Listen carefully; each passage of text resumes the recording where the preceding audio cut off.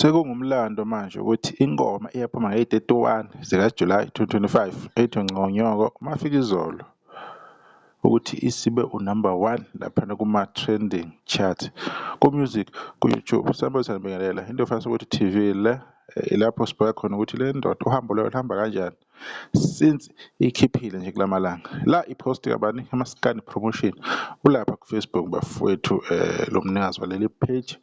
niyena yombheka uthi ubuwazi ukuthi kusukela ngo-2024 kuya ku-2025 nazi izingoma ezike zafinyelela kunombolo 1 kwa-YouTube 2024 kuya ku-25 Mthandeni SK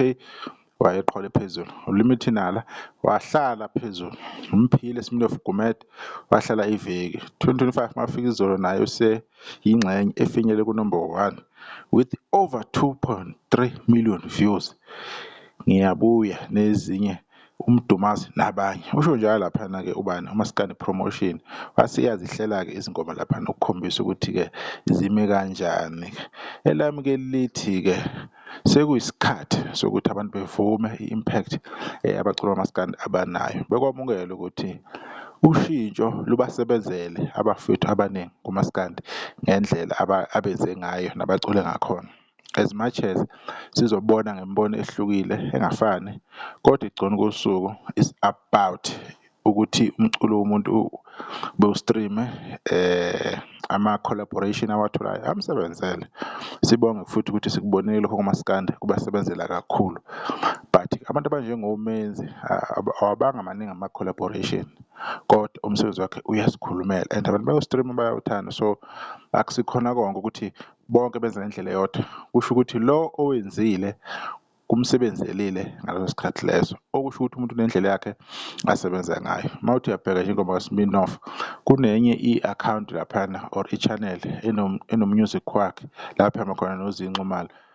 more than 2 million ama-views akuleya channel uyabona nje ukuthi ngabe kude kakhulu ingoma kaSmirnoff so izinto ey'njengalezo-ke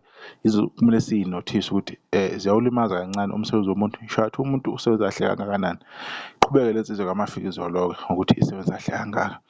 Ingoma yakhona ithe mayifika yafika nesitayela sakhona nani niyabona-ke online niyabona ku-TikTok ama-university nakuphi kuphi ukuthi idla umhlanganisi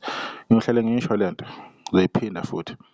kulo nyaka angazi ukuthi mhlawumbe kuzoba kanjani umuntu owumculi owaziwayo ongatholanga i-chance ukuthi aphefumule kulo nyaka angazi noma likhona elinye ithuba elivuleleke njengaleli azolithola.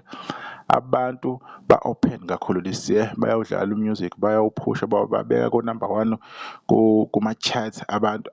ababadlela umona bayabaphusha akunankinga ukuthi ubani abanandaba ukuthi usondelene nobani ingoma yakho uma kuyona yona bayayijabulela so isikhathi sokuthi ngiyavalelwa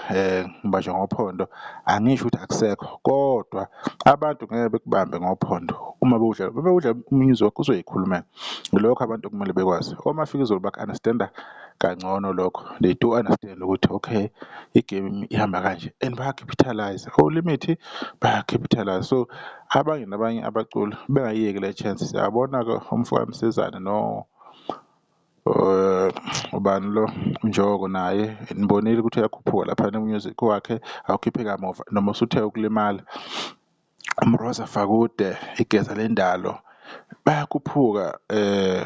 uShenge lapha efeatureisha khona nabantu abaningi iy'ngoma ezinoShenge niyazibona ukuthi zenza kahle kanjani Nhloso ziningi so angazi-ke noma-ke inkulumo le eyinhlese umuntu azoyikhipha ngembaba ethi ngibanjwa ngophondo izovela yini izinto zi-online ilokho abantu kumele bekwazi akusancikile nge-TV akusancikile nge-radio station akusancikile ngezinto ey'ningi maybe-ke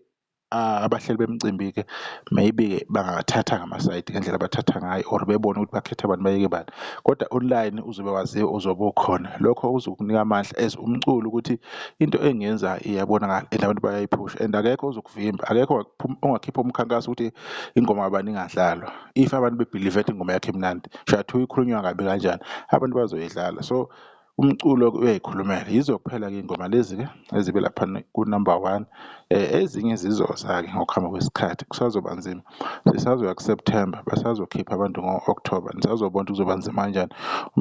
umnyaka uyogcina umncane kumaskandi kuyobe kuphunywa